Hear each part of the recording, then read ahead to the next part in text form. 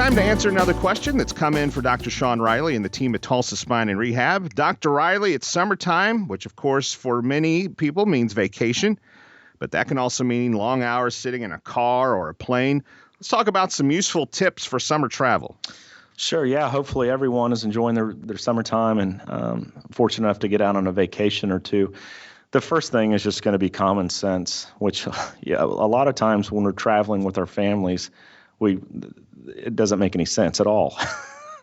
So a lot of us that are going to be in the car for an extended periods, I first ergonomically make sure you're set up as well as your car will allow you to be. If you have a lumbar support, use that lumbar support. What that lumbar support is, its purpose is to provide bracing or support to the low back, and it'll keep you in a relatively neutral position. What happens when we don't have that, we start to slouch, okay? And when we start to slouch, we actually flex or bend through our lumbar spine or low back, and it creates a compressive load. And especially when you're in the car for 2 to 3 hours, just like if you're at your desk at the office, you really want to maintain that little bit of that arch in the small of your back, and that lumbar support will help you. Another tool that we use here in the clinic are these little beach balls that we give to patients. And what's great about the beach ball is that you can kind of, it's very specific to what your build is. And so some might need, more air than others. And it's a really simple trick that we use too. And they just stick that beach ball in the, in the small of their back. Second to that, interrupt your sitting as much as you possibly can. And, I talk about that with folks who sit at a desk. The same goes, for those truck drivers and vacationers that were in a car for an extended period of time. I recommend to get out of the car like every hour. And I know that's not reasonable for a lot of us, but getting out of the car and just moving around for 5 minutes interrupts that compressive load. And it also prompts your brain to get back into neutral posture. So I think those are two very important things.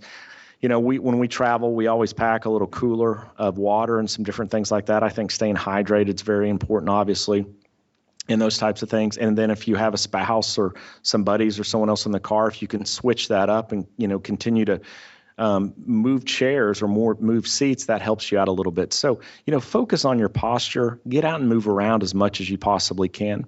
Now, those of us that we're going to be flying and, going to the airport and those types of different things, it does create some other challenges because we're limited what we can take, when we travel. So I would just be very careful, obviously, first off, when you're moving your luggage around, try to utilize the wheels and the different, ergonomic setups that these suitcases have now. We get really one-sided, with a lot of these carry-on bags on one side. So it's important that you're just very careful about how much load you have in these bags. Try to switch them back and forth.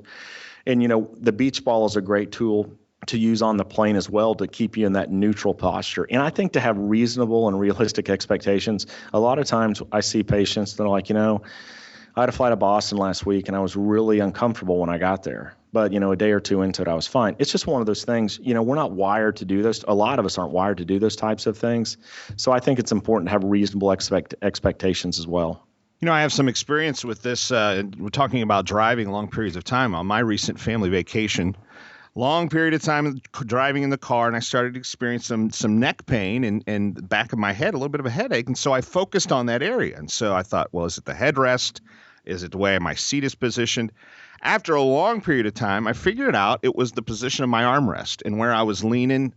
My back was sort of leaning in a certain direction, and that was causing the pain. So it can be many, many different ways that you're sitting in that car. You just don't even realize. Sure, and that's a very good point. We talk about positional release a lot in here. And, if you just are more aware and conscious of what position you're in, you can typically remedy the situation yourself just by changing the type of position you're in. And then something else, I talked to a lot of my patients about before they go on trips is I try to give them a few stretches, some other type things to work on. So in the evenings in a hotel room or once they get to where they're going, some things that they can get down and really focus on maybe stretching that mid-back or working the upper traps out or your neck, some of those symptomatic areas that might have tightened up throughout travel. So I think obviously stretching, and if you're able to exercise when you're traveling, that's really good as well. Just to get out and get on an elliptical, maybe walk, get on a treadmill, and I think that's going to help you out as well. If you have a question you'd like to submit for Dr. Riley and his team, Just log on the website, tulsaspineandrehab.com, or give them a call, 918-743-3737.